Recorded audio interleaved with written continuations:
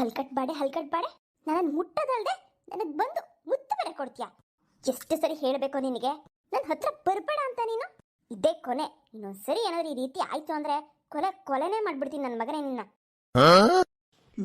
ನಂದಿನಿ, ಏನೇ ನಿನ್ ಫ್ರೆಂಡು ಕಟ್ಕೊಂಡಿರೋ ಗಂಡನಿಗೆ ಹೊಡೆದ್ಬಿಟ್ಲಲ್ಲ. ಅಲ್ಲ, ಒಂದ್ ಸ್ವಲ್ಪನಾದ್ರೂ ಮರ್ಯಾದೆ ಕೊಡೋದ್ ಬಿಡ್ವಾ? ಇವಾಗ ಬಾವ ಏನ್ ತಪ್ಪು ಮಾಡಿದ್ರು ಅಂತದ್ದು ಕಟ್ಕೊಂಡಿರೋ ಹೆಂಡತಿಗೆ ಒಂದ್ ಮುತ್ತು ಕೂಡ ಕೊಡಂಗಿಲ್ವಾ? ಹೌದು ಕ್ರಿಶ್, ಏನ್ ನಡೀತದೆ ಇವ್ರ ಮಧ್ಯದಲ್ಲಿ?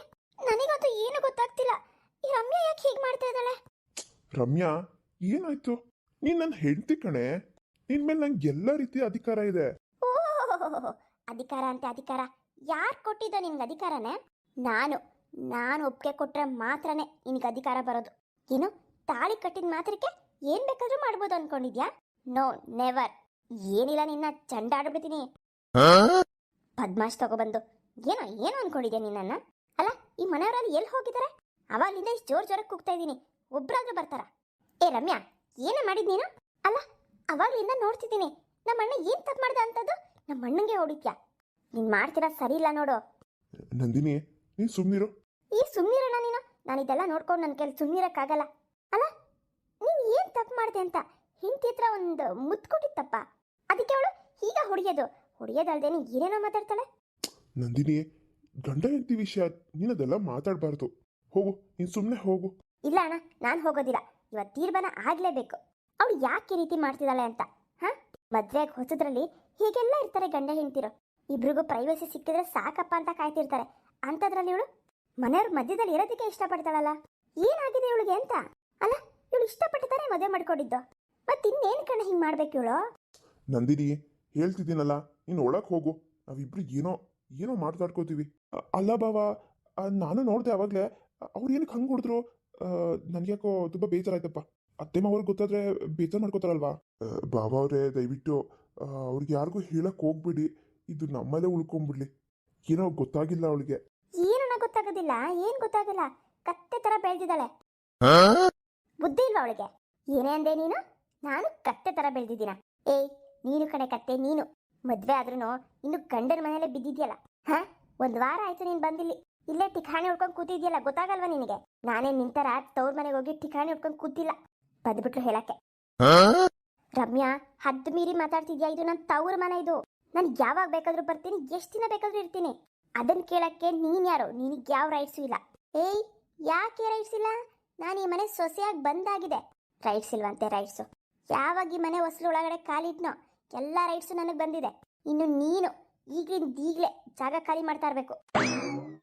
ಏನಾದರೂ ಫಂಕ್ಷನ್ನು ಹಬ್ಬ ಇದ್ರೆ ಮಾತ್ರ ಬಾ. ಈ ಥರ ಮೂರು ದಿನಕ್ಕೂ ಬಂದು ತಿಂಗಳಾಂಗಟ್ಲೆ ಕೂತ್ಕೊಳ್ಳೋದಲ್ಲ. ಗಂಡನ ಮನೆಗೆ ಹೋಗಿ ಸಂಸಾರ ಮಾಡೋದು ಕಲಿಬೇಕು. ಈ ರೀತಿ ಸಂಸಾರ ಮಾಡೋದಕ್ಕೆ ಪ್ರೀತಿ ಬೇರೆ ಕೇಳಿ ನಿನ್ಗೆ. ರಮ್ಯಾ, ಸುಮ್ನಿರ್ ನೀನು. ಇಲ್ಲ, ನಾನು ಸುಮ್ಮನಿರೋದಿಲ್ಲ. ನಾನು ಯಾರ ಮಾತು ಕೇಳೋದಿಲ್ಲ. ಇವಳು ಹೇಗೆ ನನಗೆ ಹಂಗಂದ್ಲು? ಕತ್ತೆ ಥರ ಬೆಳೆದಿದ್ದಾಳೆ ಅಂತ. ಆ ಮಾತು ಹೆಂಗೆ ಹೇಳಿದ್ಲು ಇವಳು ನನಗೆ? ನಾನು ಕತ್ತೆ ಥರನಾದ್ರೂ ಬೆಳಿತೀನಿ, ಇಡಂಬಿ ಥರನಾದ್ರೂ ಆಗ್ತೀನಿ. ಅದನ್ನು ಕಟ್ಕೊಂಡು ಇವಳಿಗೆ ಏನಾಗಬೇಕು? ಈ ಕತ್ತೆ ಥರ ಬೆಳೆದಿರೋ ದೇಹನೇ ತಾನೇ ಇಷ್ಟಪಟ್ಟು ಮದುವೆ ಮಾಡ್ಕೊಂಡಿದ್ದು. ಮನೆಗೆ ಕರ್ಕೊಬಂದ್ಬಿಟ್ಟು ಈ ರೀತಿ ಅವಮಾನ ಮಾಡಿಸೋದ? ನಿಮಗೆ ಹೇಳ್ತಿರೋದು. ನಂದಿನಿ, ನಾನು ನಿಮ್ಗೆ ಅವಾಗಲೇ ಹೇಳಿಲ್ವಾ ಸುಮ್ಮನಿರು ಅಂತ? ನೋಡೀಗ ನಿಮ್ಮ ಅತ್ತಿಗೆ ಎಷ್ಟೆಲ್ಲ ಕೋಪ ಬರ್ತಿದೆ. ಅಲ್ಲ, ನಿನ್ಗೆ ದೊಡ್ಡವ್ರಿಗೆ ಮರ್ಯಾದೆ ಕೊಡ್ಬೇಕಂತ ಗೊತ್ತಾಗೋದಿಲ್ವಾ? ಅಣ್ಣ, ಏನಣ್ಣ ಮಾತಾಡ್ತಿದ್ಯಾ? ನಾನು ನಿನ್ ಪರವಾಗಿ ಮಾತಾಡ್ಕೊ ಬಂದ್ರೆ ನೀನ್ ನನಗೆ ಅಂತಿದ್ಯಲ್ಲ. ನಂದಿನಿ, ಗಂಡ ಹೆಂಡತಿ ವಿಷಯ ಅಂತ ಬಂದಾಗ ಯಾರು ಯಾವುದೇ ಕಾರಣಕ್ಕೂ ಮಧ್ಯದಲ್ಲಿ ಬರಬಾರ್ದು. ನಾಳೆ ದಿನ ಗಂಡ ಹೆಂಡತಿ ಸರಿ ಹೋಗ್ತಾರೆ, ಮಧ್ಯದಲ್ಲಿ ಬಂದಿರ್ತಾರಲ್ಲ ಅವರೇ ಕೆಟ್ಟವರಾಗೋದು. ಅದೊಂದು ತಿಳ್ಕೊಂಬಿಡು. ಆಯ್ತು ಬಿಡೋಣ, ಆಯ್ತು ಬಿಡು. ಹೆಂಡತಿ ಹೇಳ್ದಂಗೆ ಕೇಳ್ತಿದ್ಯಲ್ವಾ ನೀನು? ನನಗೆ ಅರ್ಥ ಆಗ್ತಿದೆ. ಅಂದರೆ ನಾನು ಈ ಮನೇಲಿ ಇರಬಾರ್ದಾ? ಹೋಗ್ಬೇಕು ಅಂತ ತಾನೇ ಹೇಳ್ತಿರೋದು. ನನಗೆ ಗೊತ್ತು ಬಿಡೋಣ, ನನಗೆ ಗೊತ್ತು. ನಂದಿನಿ, ನಾನು ಆ ರೀತಿ ಹೇಳಲಿಲ್ಲ. ಇಲ್ಲ ಬಿಡೋಣ, ನೀನು ಬಾಯಿ ಬಿಟ್ಟು ಹೇಳಲ್ಲ. ನೀನು ಹೆಂಡತಿ ಮುಖಾಂತರ ಹೇಳಿಸ್ತಾ ಇದೀಯ ಅಷ್ಟೇ. ನಾನು ಪದೇ ನನ್ನ ತವ್ರ ಮನೆಗೆ ಬಂದು ಕುತ್ಕೋತೀನಿ ಅಂತ ತಾನೇ? ಆಯ್ತು ಬಿಡೋಣ, ನಾನಿನ್ನು ಬರೋದೇ ಇಲ್ಲ. ರಮ್ಯಾ ಹೇಳ್ದಾಗೆ, ಅಲ್ಲ ಅದಕ್ಕೆ ಹೇಳ್ದಾಗೇನೆ ಯಾವಾಗಲಾದರೂ ಹಬ್ಬಕ್ಕೋ ಇಲ್ಲ ಏನಾದ್ರು ಫಂಕ್ಷನ್ಗೋ ಬರ್ತೀನಿ ಬಿಡೋಣ. ಅವಾಗಲಾದರೂ ಬರ್ಬೋದಲ್ವಾ? ಅವಾಗೇನು ತೊಂದರೆ ಇಲ್ಲ ಅಲ್ವಾ? ನಂದಿನಿ, ಏನೇನೋ ಮಾತಾಡ್ಬೇಡ, ಸುಮ್ಮನಿರು ನೀನು. ಬಾಬಾ, ಒಳಗಡೆ ಕರ್ಕೊಂಡೋಗಿ ಅವಳನ್ನ. ಹೋಗಿ ಸ್ವಲ್ಪ ರೆಸ್ಟ್ ಮಾಡಿ. ಸುಮ್ಮನೆ ಏನೇನೋ ಆಗೋಯ್ತು. ಇಲ್ಲ ಬಾಬಾ, ರಮ್ಯಾ ಅವ್ರು ಹೇಳಿದ್ದು ನಿಜಾನೇ. ನಾನು ನಂದಿನಿಗೆ ತುಂಬ ಸಲ ಹೇಳಿದೆ, ಹೆಚ್ಚು ದಿನ ತವ್ರ ಮನೇಲಿ ಇರೋದು ಅಷ್ಟು ಒಳ್ಳೇದಲ್ಲ, ಮದುವೆ ಆದಮೇಲೆ ಗಂಡನ ಮನೇಲಿ ಇರಬೇಕು, ಅದೇ ಧರ್ಮ ಅಂತ. ಅವಳು ನನ್ನ ಮಾತೇ ಕೇಳ್ತಿರ್ಲಿಲ್ಲ. ಈಗ ಅವಳಿಗೆ ರಮ್ಯವ್ರಿಂದ ಬೇಜಾರಾಗಿರ್ಬೋದು, ಆದರೆ ಅದೇ ಸತ್ಯನೇ ಅಲ್ವಾ? ಈ ಕಡೆ ನನ್ನ ಕೆಲಸನೂ ಹಾಳಾಗ್ತಿದೆ, ಅವ್ರಿಗೂ ಕೂಡ ಏನೋ ಒಂಥರ ಮನಸ್ಸಿಗೆ ನೆಮ್ಮದಿ ಇರೋದಿಲ್ಲ. ಅವ್ರು ಹೇಳಿದ್ದು ನಿಜನೇ, ಆದರೆ ಸ್ವಲ್ಪ ರಫಾಗಿ ಹೇಳಿದ್ರು ಅಷ್ಟೇ, ಆದರೆ ಅದ್ರಲ್ಲಿ ಸತ್ಯ ಇದೆ. ಅಲ್ಲ ಬಾವ, ನೀವು ಹಂಗೆ ಹೇಳ್ತೀರಲ್ಲ. ಇಲ್ಲ ಇಲ್ಲ ಬಾವ, ಅದು ನಿಜನೇ. ಮದುವೆ ಆದ್ಮೇಲೆ ಗಂಡನ ಮನೆ ಇರೋದೇ ಸರಿ, ಹಬ್ಬಕ್ಕೋ ಫಂಕ್ಷನ್ಗೋ ತವ್ರ ಮನೆಗೆ ಬರೋದೇ ಸರಿ. ಅವಾಗಲೇ ಮರ್ಯಾದೆ ಇರೋದು, ಮಗಳಿಗೂ ಮರ್ಯಾದೆ ಇರುತ್ತೆ, ಅಳಿಯಂದ್ರಿಗೂ ಮರ್ಯಾದೆ ಇರುತ್ತೆ. ಹಾಗೆ ನಮ್ಮ ಜೀವನನ ನಾವು ನೋಡ್ಕೊಬೋದು, ಇಂಡಿಪೆಂಡೆಂಟ್ ಆಗಿ ಬದುಕ್ಬೋದು, ಇಂಡಿಪೆಂಡೆಂಟ್ ಆಗಿ ಏನಾದರೂ ಮಾಡ್ಬೋದು ಅಂತ ಐಡಿಯಾ ಬರುತ್ತೆ. ಹೀಗೆ ಪದೇ ಪದೇ ಬಂದು ತವ್ರ ಮನೇಲಿ ಕೂತ್ಕೊಳ್ಳೋದ್ರಿಂದ ಏನು ಲಾಭ ಇದೆ ಹೇಳಿ? ಕೊಟ್ಟ ಹೆಣ್ಣು ಕುಲಕ್ಕೆ ಹೊರಗೆ ಅಂತ ಗಾದೆ ಮಾತೆ ಇಲ್ವಾ? ಅದೆಲ್ಲ ನಿಜನೇ ಅಲ್ವಾ? ಸುಮ್ಮನೆ ಗಾದೆ ಮಾತು ಮಾಡಿರೋದಿಲ್ಲ ನಮ್ಮ ಹಿರಿಯರು. ಬಾಬಾ, ನಾವು ಹೊಡ್ತಾ ಇದ್ವಿ. ಬಾಬಾ, ಏನು ಇದ್ದಕ್ಕಿದ್ದಂಗೆ ಹೊಡ್ತಾ ಇದ್ದೀನಿ ಅಂತ ಹೇಳ್ತಿದ್ದೀರಲ್ಲ? ಅಪ್ಪ ಅಮ್ಮ ಬೇರೆ ಹೊಲದ ಹತ್ರ ಹೋಗಿದ್ದಾರೆ, ಅವ್ರು ಬರೋದು ಸಂಜೆ ಆಗುತ್ತೆ. ಇರಿ, ಅವ್ರಿಗೊಂದು ಮಾತು ಹೇಳ್ಬಿಟ್ಟು ಹೋಗೋರಂತೆ. ಇಲ್ಲ ಬಾಬಾ, ನೀವು ಹೇಳ್ಬಿಡಿ ಅವ್ರಿಗೆ, ಇಲ್ಲ ನಾನು ಫೋನ್ ಮಾಡಿ ತಿಳಿಸ್ತೀನಿ. ಆದರೆ ಈ ರೀತಿ ಎಲ್ಲ ಗಲಾಟೆ ಆಯಿತು ಅಂತ ಏನು ಹೇಳ್ಬಿಡಿ, ಪಾಪ ಬೇಜಾರು ಮಾಡ್ಕೋತಾರೇನೋ. ಆದರೆ ಖುಷಿ ಅಂತೂ ಪಡ್ತಾರೆ. ಖುಷಿನಾ? ಹೌದು ಬಾಬಾ. ಅತ್ತೆಯವ್ರಿಗೂ ಕೂಡ ನಂದಿನಿ ಗಂಡನ ಮನೆಗೆ ಹೋಗಿ ಸಂಸಾರ ಮಾಡಬೇಕು ಅನ್ನೋದೇ ಇತ್ತು. ಆದರೆ ಮಗಳಿಗೆ ಅವ್ರು ಹೇಳೋಕ್ಕಾಗ್ತಿರ್ಲಿಲ್ಲ. ಈಗ ಅವಳೇ ಅರ್ಥ ಮಾಡ್ಕೊಂಡು ಹೋಗಿದ್ದಾಳೆ ಅಂತ ಗೊತ್ತಾದರೆ ಖಂಡಿತವಾಗ್ಲೂ ಖುಷಿ ಪಡ್ತಾರೆ. ನನಗೆ ಅರ್ಜೆಂಟಾಗಿ ಕೆಲಸದಿಂದ ಫೋನ್ ಬಂತು, ಅದಕ್ಕೆ ಇಬ್ಬರು ಹೊರಟರು ಅಂತ ಹೇಳಿಬಿಡಿ, ಹೀಗಂತ ಹೇಳಿ. ಸರಿ ಬಾಬಾ, ನೀವು ಹೊರಡಲೇಬೇಕು ಅಂತ ತೀರ್ಮಾನ ಮಾಡಿದ್ದೀರಾ. ಮನ್ಸಿಗೆ ಏನು ಬೇಜಾರು ಮಾಡ್ಕೊಂಡಿಲ್ಲ ಅಂದರೆ ಸಾಕು. ಇದೆಲ್ಲ ಇಟ್ಕೊಂಬಿಡಿ ಮನಸ್ಸಲ್ಲಿ. ಅದೇ ಇಲ್ಲ ಬಾಬಾ, ರಮ್ಯಾ ಅವರು ಮತ್ತು ನಂದಿನಿ ಇಬ್ಬರು ಮುಂಚೆಯಿಂದ ಫ್ರೆಂಡ್ಸು.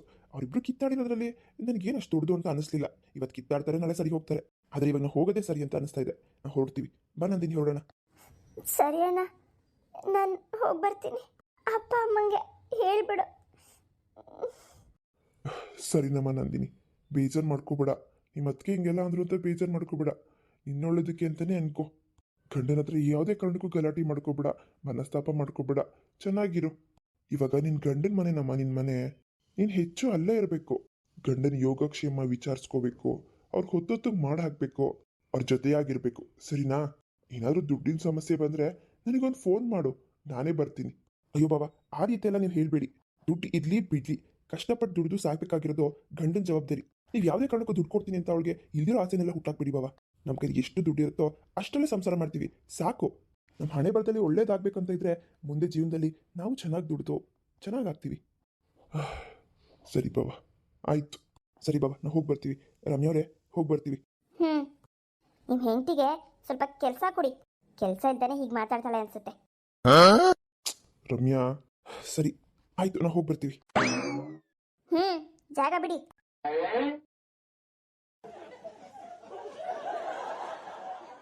ಫ್ರೆಂಡ್ಸ್, ನಿಮ್ಮೆಲ್ಲರಿಗೂ ಈ ವಿಡಿಯೋ ಇಷ್ಟ ಆಗಿದೆ ಅಂದ್ಕೊಂಡಿದ್ದೀನಿ. ಇಷ್ಟ ಆಗಿದ್ರೆ ದಯವಿಟ್ಟು ಲೈಕ್, ಶೇರು, ಕಮೆಂಟು ಮಾಡೋದನ್ನ ಮರಿಬೇಡಿ.